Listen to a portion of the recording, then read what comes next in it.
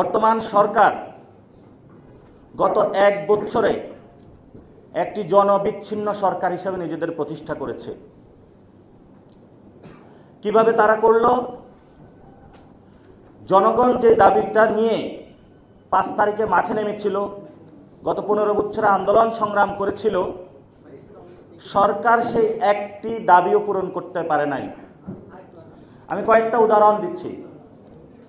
জগন্নাথ ভার্সিটির ছেলেরা এসেছিল, তাদের থাকার জায়গা নাই।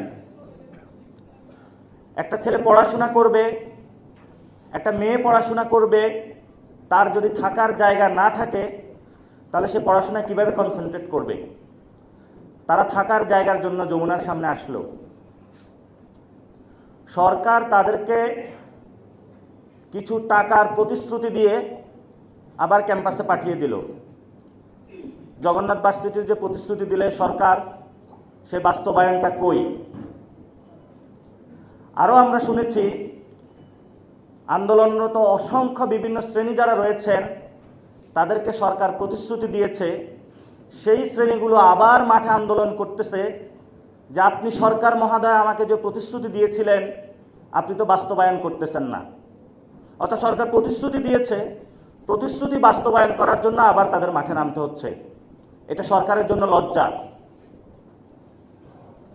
এবং বর্তমান সরকারের দায়িত্ব হলো যেই মানুষগুলোকে বঞ্চনার লাঞ্ছনার শিকার করা হয়েছে, যেই মানুষগুলোর প্রতি বৈষম্য করা হয়েছিল, আপনি তাদের প্রতি সাম্য ফিরিয়ে আনবেন। কারণ এটা মুক্তিযুদ্ধের যে লিখিত দলিল, সেখানে রয়েছে সাম্য, মানবিক মর্যাদা এবং ন্যায় বিচারের ভিত্তিতে আমরা একটি সমাজ প্রতিষ্ঠা করব।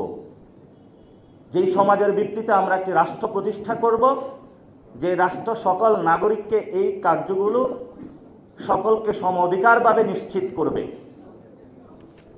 তাহলে গত 50 বছরের রাষ্ট্র আর এই সরকার বর্তমানে যে 1 বছর রয়েছে আমরা কোনো পার্থক্য পাইলাম না। এখন যদি আমরা কথা বলি তাহলে অনেক উপদেষ্টা নাখোশ হন। আপনি যখন চেয়ারে বসেছেন আপনি নাখোশ হলে চলবে না।